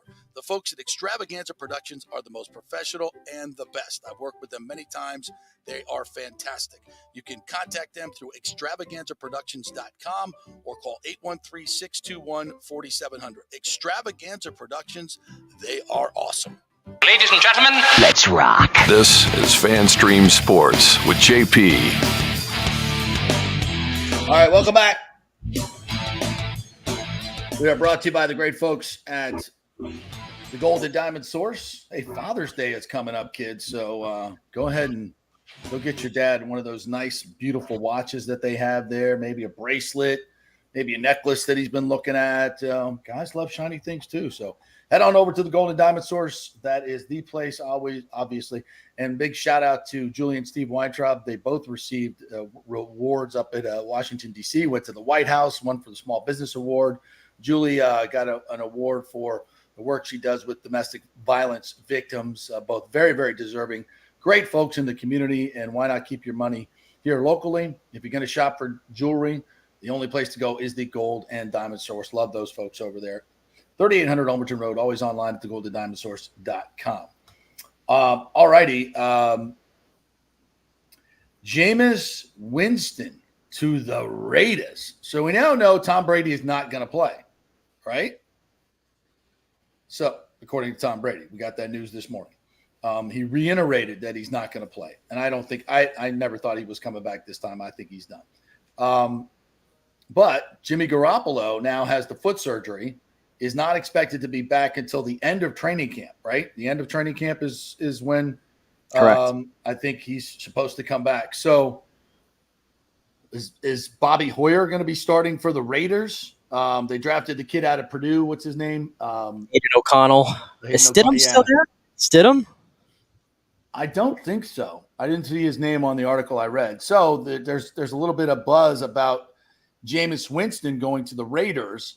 And from a cap situation, they may have to do like a player-for-player trade. Someone mentioned maybe Hunter Renfrow for Jameis. I kind of think it would be a good fit there. Who'd you say? Wait a second. Back up. Did you say Hunter Renfrow? Hold on. I think that's who I saw in the article that I read. They were talking about Hunter. Oh wait, hold up. That's me. That's my fault. Because when you said Hunter Renfrow, I'm like, wait a second. Hunter Renfrow for the Angels, and I forgot about the the slot receiver, Clemson. That's national championship. Continue. I ruined your thought there. Go ahead. Yeah, so that could be a player-for-player trade. I didn't realize the Saints are $13 million under the cap now. Jiminy Christmas. They shed a lot of salary with these restructures. Yeah, so I think the trade could work. And Josh McDaniels' offense with Jameis Winston, kind of a back, a true play action, drop back quarterback kind of thing. I think that could be a fit right there. Now, of course, the Raiders could also go get Carson Wentz, who's out there, and not have to give up any compensation. But I think compensation for Jameis is what, a 4th-round pick, tops? 3rd-round pick, maybe. I don't know. I don't know what you're getting. 3rd-round pick seems a little bit extreme, but I genuinely feel bad for Jameis because he finally got the opportunity to start in 21, and I thought he started the season pretty good. Oh, he's playing great. He's about to torch the Buccaneers. Yeah. Then the torn ACL happened, and then last year, he was playing okay, and then he got hurt with the back injury, right? The Bucs game happened where he looked like the old Jameis. Right. But he had the back injury, and he just could never return from it, right? And then they go and get Derek Carr, and it's like, okay, I guess Jameis is a backup. And he said it yesterday. He believes that there's no way that he is not capable of being a starting quarterback in the NFL. And I think that's true. I don't think you'll find 31 other quarterbacks better than Jameis Winston. I don't think so. That's my opinion. That's just my opinion. I mean, the last time that we really saw him play in a full season worth, and I know we're going back to 2019 here, so we're removed from we're 4 years removed. Yes, he threw 30 interceptions. I get it. The jokes write themselves. But he still threw 33 touchdowns, and he threw for, 5,000 yards? Led the league. He still can throw it. He still can throw it. There's always going to be talent there with Jameis Winston that you're always going to feel like has been untapped. I wish he could have gotten more time with Sean Payton. That to me was going to be the perfect scenario for him, and it kind of got taken away from him, unfortunately, because of injuries. But I think the Saints should trade him and give him an opportunity to start somewhere because I think he's worthy enough to be one of the 32 quarterbacks in the NFL. Yeah, and I think the Raiders situation right now, I'd have to look a little bit more into it. But as I recall, their offensive line is not good. They've got some weapons there, but I would like to see it. I'd like to see him get an opportunity. He's not going to get the perfect opportunity, right? It's not going to be perfect anywhere he goes, but I think that's about as good as it gets for him right there. And bottom line is, if for some reason he stopped turning the ball over, if he kind of finally figured it out and matured his game, I mean, I know that the chances of that are very slim, because we've not seen anything. Although when he started with Sean Payton, those first few games, he was 14-3, 14 touchdowns, 3 picks. Yeah. The first 5 games, and 5-2. Yeah. Yeah, and Sean Payton wasn't allowing him to do a lot, right? He was only throwing for about, I think, 175 yards a game. It was very little, but they were winning football games. And historically, Josh McDaniels' offense, just looking for the fit there, I mean, I feel like he'd be the kind of quarterback. Like, they didn't allow Mac Jones to do a lot of things the year prior. No, right? No. It's a lot of pre-called screens, pre-read plays, getting the ball out quick, getting it into playmakers' hands, and then play action down the field. Brady with the strong arm. Jameis has a strong arm. He can get the ball down. If he can throw the deep ends, he can throw the deep outs. He can make all the big throws. And that's what I always said about him. Arians and Jameis were not a good fit because that's a high-risk offense and a high-risk dude. It's like, pouring gasoline on the fire, right? And so that was never going to work in a real world. And then you have Sean Payton, who completely managed Jameis Winston into being a efficient quarterback. And that's what you have to do. So, if Josh has the ability to, keep him under wraps like Sean did, I think he's got a chance. I'd like to see it. I'm rooting for the guy. I've always liked Jameis as a human being. I think he's grossly been misrepresented. He's gotten a bad rap for too long, in my opinion. Based on some based on some big immaturity when he was in college. Big time immature, and a lot of immaturity in the pros too, as far as that goes. He just he's always trying to please everybody. He tries too hard to please everybody, and then when, Deshaun Jackson comes in, he wants to please him. He's forcing the ball to him. You can't play quarterback that way. You got to play quarterback the way that the game dictates you play it. The defense will tell you where to throw the ball and when to throw the ball. Don't try to force things on your own. And that's always what Jameis has always tried to do. His biggest strength is the fact that he's a playmaker. And his biggest weakness is he's a playmaker. For one side or the other, he's going to make a play. Every play, it's got to be his last play. And if somehow somebody can coach that out of him, he's got a shot. No schmo walks into the NFL and leads the NFL in passing. You can't do it just being some schmo like everybody thinks Jameis is. You can't do it. You don't throw 33, 40, 35 touchdowns in a year being some trash quarterback. But then again, in that offseason, there was no takers to make him a starter. Right. There was nobody lining up for Jameis Winston, though. I think the league kind of, the tough thing with him is you have to be fearful of the fact that this guy could throw 20 interceptions plus in a season. Exactly. And it's not palatable. Yeah, it's not palatable for an organization to bring him in. The league leader in interceptions this year threw 15. That's half of what he threw last time, right? Yeah. And 15 to me 10 years ago was like, oh, I can live with 15, right? I feel like we used to be able to live with that number. Now, that's the worst in the NFL. Like everybody, if you're like one of the best quarterbacks, Brett Favre threw 15 interceptions every year. It's not like that anymore. You know that, obviously. Right. The game's changed. 15 is just too much in the modern NFL, let alone whatever Jameis could end up throwing. There's always the risk there. And I think that's why teams have kind of pumped the brakes on him at the moment. And also, too, those type of quarterbacks usually aren't your best backups either.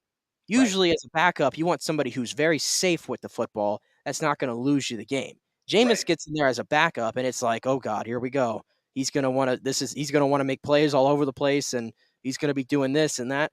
So I think honestly, he's a tweener right now. I think he's kind of in the middle of where the league is. And unfortunately for Jameis, I think they're moving away from his type of skill set. I think that's a fair assessment. I hate it for him. I really do. Because I just don't know how many coaches can do what Sean Payton was doing with him around. I don't know how many Sean Paytons there are around the league. And if they are Sean Paytons around the league, they already have quarterbacks that are the best in the league. All right, before we hit a break, real quick, Shannon Sharpe appears to be leaving Fox Sports, probably heading to ESPN. Well, we don't know that. We're speculating. You want to bet? I mean, he could. Shannon Sharpe. No matter what, he could do a podcast tomorrow, and I'm sure he'll outrate Undisputed with Skip and whoever they throw in there next to him. Yeah. It seems like that marriage is over. I never watched the show. I can't stomach either one of them, to be honest with you. Can this be the opportunity? So we did away with. Can we just move away from debate? Can we get away from that type of sports? No, because it's cheap to produce, and I guess some people watch it. Yeah, I mean, even yesterday, I used to watch those shows a lot, and I just can't watch them anymore. They've gone over the top. They're all showman. It's all showmanship now. But I don't know. So you can yell the loudest. So you can put the viral video out there. Who can, it's not. And everything becomes personal too. They all cross the line, and it becomes personal. And then as a viewer, never should. As a viewer, it's like now I'm completely diverted away from the actual meaning of the show, right? So, I don't know. Do people like that though? It seems like that's what social media is about. That's what a lot of these reality shows about. I got to show up this person. I got to show up that person. It's got to be personal. Social media runs so much of this. It's easier to put a clip out there of two guys yelling at each other like that. I know it. I'm in the content business, right? I have to write. I write about this stuff all the time, and it's like, oh, we're waiting for that big moment to happen from one of these shows. But the highest rated show on ESPN is PTI. Right. Two guys, two professionals who've been doing it combined for probably close to 100 years. Great friends. Great friends. Never personal. Never personal. It never gets heated. They just have a discussion for 30 minutes. And the show has never changed.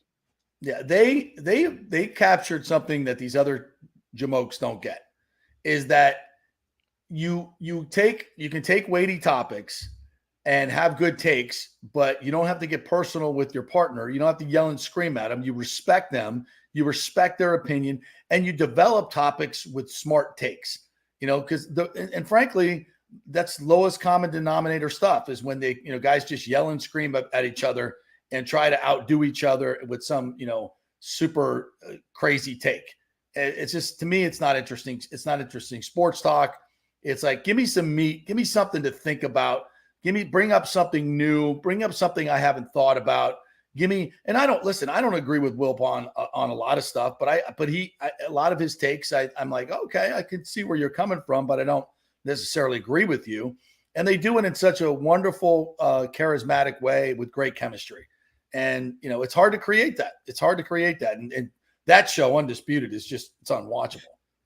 Between the two of them, it's awful. I can't watch it. And so many of them are, in my opinion. All right, let's take a quick break, and then we come back on the other side. I want to get to the NBA finals that starts tonight. The ESPN stuff I think is kind of interesting, and what I will be watching tonight. Wonder what you'll be watching tonight, but I know what I will be watching tonight. So we'll do that when we come back. Stay with us.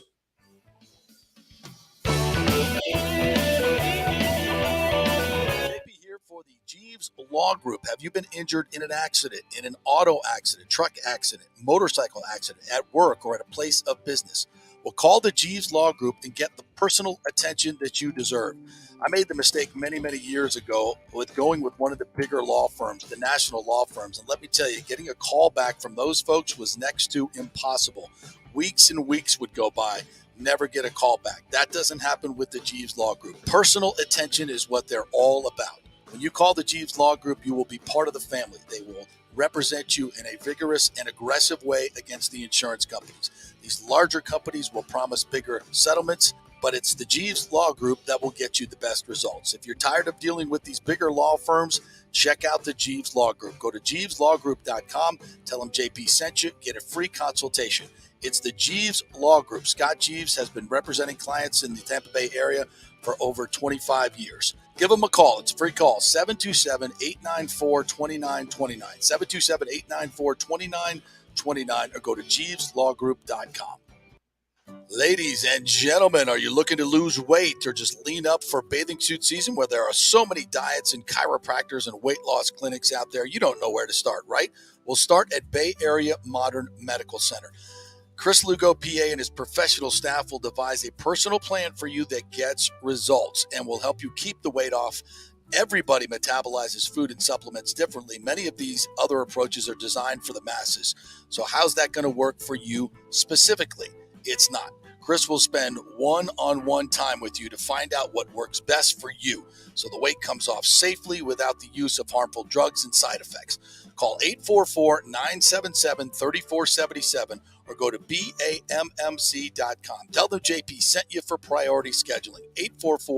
844-977-3477 or BAMMC.com.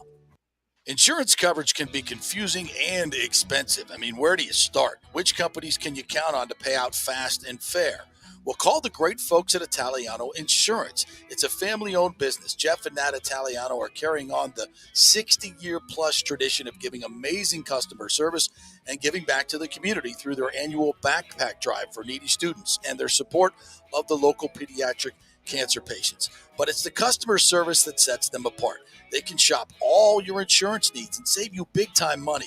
Don't hop on the internet and waste time looking at some bogus reviews. Talk to knowledgeable agents and not some voice-generated robot. These are confusing times for homeowners, and Italiano's team of experienced professionals can provide the right coverage for every situation: home, auto, business, life. It's Italiano for all the pieces of your life. Call 813-877-7799 or go to ItalianoInsurance.com. Pure sports. JP is back on. Welcome back. FanStream Sports. All right, welcome back to the JP Peterson Show here on this Thursday as we head towards the weekend. Any big weekend events? I mean, the NBA Finals going on, NHL Finals get started as well. The Rays are in Boston this weekend, correct? And not nearly as big of a big weekend as this was this past weekend, especially with the racing and everything. Yeah, with motorsports and my wrestling, obviously not nearly as big, but. Well, the NBA Finals. By the way, real quick to the wrestling note, AEW just announced during our show they're coming to Tampa in August. Oh wow! In the Healing Center. Oh, it's gonna be all around you now for the next few months. Well, you might have to drag me to one of these shows, see what it's all about, see if you can get me into it. Doubtful. By the way, I speaking of big shows, I will be emceeing the Tampa Sports Club Hall of Fame inductions coming up on Wednesday night. And I will be looking forward to that. We'll have more on that. We'll have some of the inductees come on the show this week. So very honored to be doing that and still doing my PPL work on the weekends. Pradell League, which was great fun last weekend. Incredible action. I highly recommend you guys. You can check it out on YouTube, the Pro Padel League on YouTube. Just type that in, propadelleague.com, or just go to YouTube and put in Pro Padel League. And if you're a pickleball fan, this is like pickleball on steroids with really great athletes and former great WTA tennis players. Marta Morero's like a tremendous female player. So it's really cool. Check that out. And I'd rather watch that than wrestling. This story breaking this morning on TMZ Sports. Eric Lewis, one of the lead officials in the NBA who normally works the finals, will not be working the finals because it has been discovered that he allegedly has a burner Twitter account, a burner phone Twitter account on Twitter. And even LeBron James was commenting on this, and he's been like basically defending officials and himself on Twitter. Well, did you see the clip of him after somebody made a shot? I can't remember that series. Yes. He was like, damn it. He kind of had that look on his face. Yes. Like he had bet on something and it wasn't going well. Yeah. That was weird. I mean, he was like, he's watching the game and the guy made a bucket and he goes like that, like, damn it. And if he has a burner account on Twitter and he's out there impersonating somebody else and defending officials and commenting on official, which, by the way, is against NBA policy unless you get permission to talk about. You can't talk about officiating on social media if you're an official. So, that is that's a red flag. No question about it. Hey, by the way, real quick to answer RJ Martin's question here in the chat. And by the way, he's a big Nuggets fan, so he's going to be in tune to what's going on tonight, which I got the Nuggets winning that series. I think you would agree, right, JP? We're going Nuggets. I got Nuggets in this. And I'm comfortably in 5 games, by the way. Yeah, I think Miami's exhausted. You know, I just think Jimmy Butler especially, he's just had to carry so much of the weight. Yeah. And I think they're exhausted. I don't think they have enough. I think the Nuggets are horribly underrated as a team. I think they're horribly underrated as a team. I just think they're just such a good basketball team. They don't have, all the superstars except for Jokic and Murray. I just think Porter Jr., Aaron Gordon. Yeah. These guys are really, really good basketball players. And as a team, they play so well together. Malone is just a really, really good coach. And they're hard to beat. I mean, they're hard to beat. They don't look like the quintessential great NBA team.